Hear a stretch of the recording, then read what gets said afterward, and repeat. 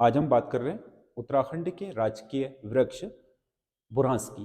तो बुरांस के कुछ विशेषताएं हैं और एक महत्वपूर्ण जो आपका चीज़ है बुरांस के बारे में, वो हम यहाँ पर चर्चा करेंगे इसकी प्रजाति के बारे में, क्योंकि उत्तराखंड में ही ये कई रंगों का पाया जाता है। बहुत सारे लोगों को इसके विषय में जानकारी होगी, बहुत सारे लोगों को नहीं भी होगी।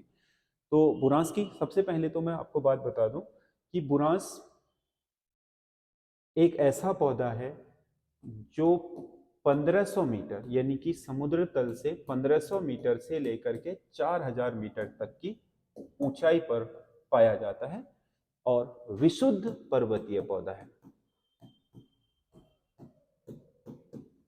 विशुद्ध पर्वतीय पौधा है। विशुद्ध पर्वतीय का मतलब ये हुआ कि ये पौधा पर्वतीय इन्वायरमेंट में ही उगता है। अगर हम इसे मैदानी क्षेत्रों में उगाने का प्रयास करें तो भी नहीं उगेगा ये। दूसरी बात यह है कि ये आपका ये जो पौधा है वो सदाहरित पौधा है, पर्वतीय क्षेत्रों में उगने वाला सदा हरित पौधा है। ये जैव विविधता की दृष्टि से काफी महत्वपूर्ण है, क्योंकि हरा है तो अपने आप में तो जैव विविधता का एक अंग है ही।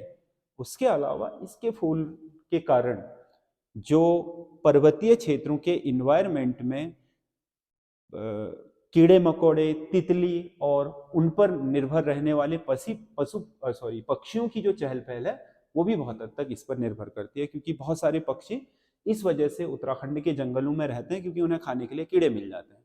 और वो कीड़े इस वजह से रहते हैं क्योंकि उन्हें इन फूलों से चूसने के लिए मकरंद मिल जाता है, क्योंकि बुरांस के फूलों में बहुत अधिक मात्रा में मकरंद पाया जाता है। इसके कारण जैव विविधता को भी, मतलब हमारी जो एक खाद्य श्रृंखला है, फूड चेन है, उसको बहुत महत्वपूर्ण उस श्रृंखला का वृक्ष से माना जाता है।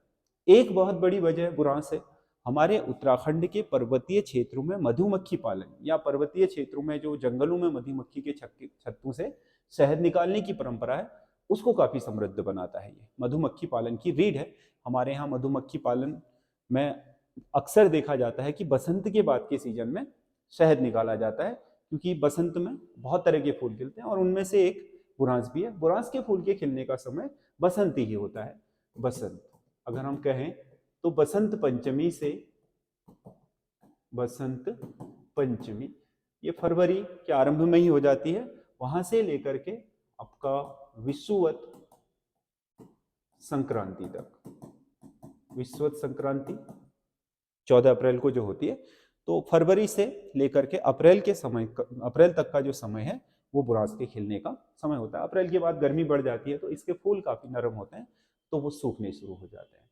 और जो बुरांस का फूल है, इसका जो वैज्ञानिक नाम है वो है रोडोडेड्रॉन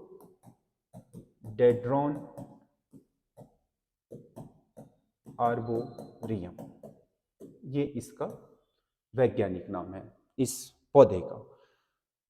तो बहुत सारी आपकी जैव विविधता से संबंधित इसकी विशेषताएं हैं।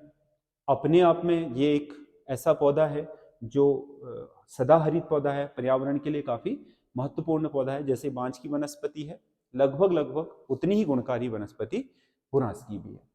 तीसरा, इसके फूलों के कारण जो हमारे पर्वतीय क्षेत्र के जंगलों में जो कोणधारी जंगल हैं या उप अल्पाइन वनस्पतियां हैं या अल्पाइन वनस्पतियां हैं, इन वाले जंगलों में जो हमें चिड़ियों की इतनी प्रजातियां दिखती हैं, पक्षियों की, उत्तराखंड में सबसे ज्यादा प्रजातियां भारत में पक्षियों की।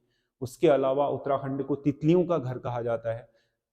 भारत की 1300 टोटल तितलियों की प्रजातियों में से 500 केवल उत्तराखंड में पाई जाती हैं। उसके अलावा बहुत सारे ऐसे कीड़े मकोड़े जो इनका रस चूसने के लिए या पीने के लिए यहाँ रहते हैं, इनके कारण वो समृद्ध होते हैं।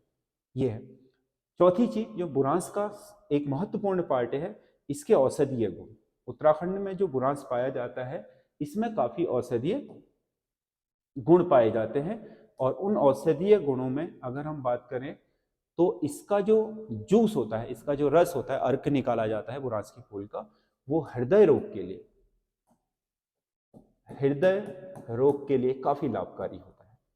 हृदय रोग में जिन लोगों में, और हृदय रोग में खासकर जिनमें एरिथ्रोस्क्लेरोसिस यानी कि जिनकी धमनियों में बहुत बड़ी मात्रा में कोलेस्ट्रॉल जमा हो जाता है, तो कहा जाता है कि उनको साफ करने में या उनको खोलने में बहुत हद तक कारगर होता है। अगर नियमित रूप से व्यक्ति इसका सेवन करे तो बहुत इसमें लाभ मिलता है।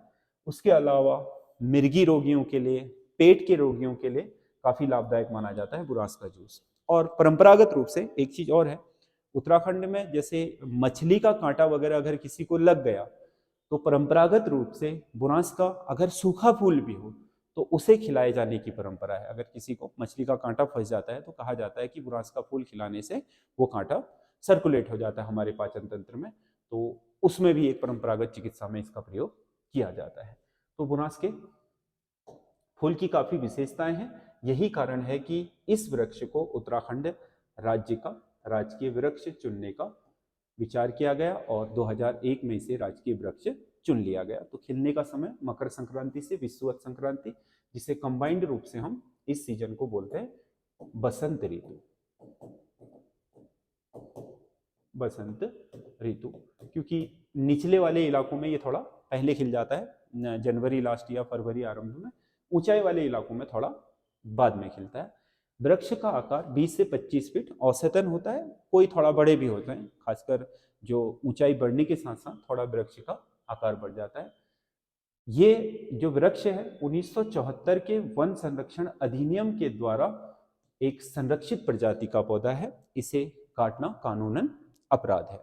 और इसका जो वैज्ञानिक नाम है वो मैंने बता दिया, रोडेड्रॉन आर्बोरियम है।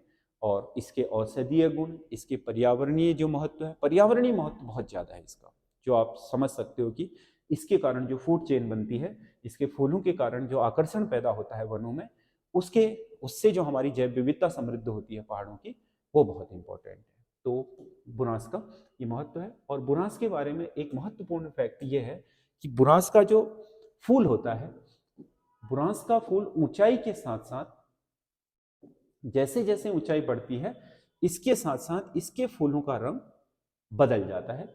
जब बुरांस 1500 मीटर के आसपास होता है तो इसके जो कलर होते हैं, जो रंग होते हैं बुरांस के फूल के, वो लाल होता है।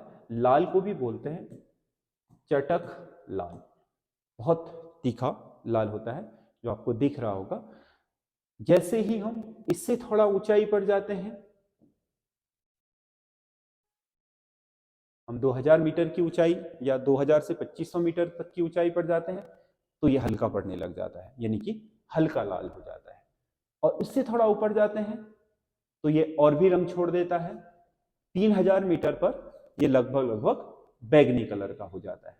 और इससे भी ऊपर जाते हैं 4000 मीटर पर ये सफेद रंग का हो जाता है। तो जितनी हाइट पर हम जाएंगे बुरांस का रंग उतना ही हल्का होता जाएगा। तो उत्तराखंड राज्य वृक्ष बुरांस, जो अभी बसंत के ऋतु का एक महत्वपूर्ण फूल है पूरे उत्तराखंड में, आपके जैव विविधता की दृष्टि से भी, सौंदर्य की दृष्टि से भी, और उसके अलावा औषधीय गुणों की दृष्टि से भी। तो इसी कारण से उत्तराखंड राज्य ने इसे अपना राजकीय वृक्ष घोषित किया है। दूसरा हमारा एक और उत्तराखंड का इस क्रम में, उत्तराखंड की राज्य तितली कॉमन पीकॉक, ये हमारी उत्तराखंड राज्य की राज्य तितली है कॉमन पीकॉक। कॉमन पीकॉक इसलिए कहते हैं क्योंकि इस तितली का रंग आपके जो मोर होता है उसकी तरह होता है, हरा, काला और नीले का मिश्रण होता है, इसीलिए इसका नाम कॉमन पीकॉक पड़ गया। इससे पहले राज्य तितली का दर्जा महाराष्ट्र ने 2015 में दिया था। उनका एक आपका ब्लू आपका तितली है, उसको उन्होंने राज्य तितली का दर्जा दिया था। उसके बाद हमारे उत्तराखंड ने भी राज्य तितली का दर्जा दिया 2016 में। इसका वैज्ञानिक नाम है पोपेलियो बाइनर। इस तितली का वैज्ञानिक नाम पोपेलियो बाइनर है। राज्य तितली घोषित हुई 7 नवंबर 2016 को। निवास है 7000 फीट से ऊपर। 7000 फीट का मतलब मोटा मोटा हो गया आपका 2300 मीटर से ऊपर को हर जगह मिलती है। आकार 90 mm से 130 mm के आसपास इसका आकार होता है। दिखने का समय, ये तितली दिखती कब है?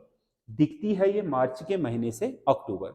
ठंडे दिनों में प्राय ये छिप जाती है, इसलिए नहीं दिखाई देती है। और एक चीज और है, इस तितली को विश्व की सबसे अद्भुत तितली होने का Limca book of world record भी मिल चुका है 1996 में। क्योंकि उत्तराखंड में मैंने अभी जैसे बताया कि विश्व की जो भारत की जो 1300 तितलियों की प्रजातियां हैं उनमें से 500 केवल उत्तराखंड में पाई जाती हैं, वो अदर कहीं नहीं पाई जाती। उनमें से एक तितली कॉमन पीकॉक भी है, इसीलिए उत्तराखंड ने इसे अपनी राज्य तितली का दर्जा प्रदान किया। अगर आप इसको गौर से देखोगे तो ये बिल्कुल मोर के जैसे रंग की होती है, इसीलिए इसे कॉमन पीकॉक नाम दिया गया है। बाकी उत्तराखंड में उत्तराखंड को तितलियों का घर भी कहा जाता है, क्योंकि यहाँ पर तितलियों की बहुत सारी प्रजातियां हैं। आप भीमताल में देखोगे तो वहाँ पर इसका एक बहुत बड़ा म्यूजियम भी बना रखा है, उसमें आपका बहुत तरह की तितलियां या कीड़ों की प्रजातियों को संरक्षित किया गया है। तो उत्तराखंड में तितलियां और जो आपके इंसेक्ट होते हैं कीड़े मकोड़े, उनकी प्रजातियों के संरक्षण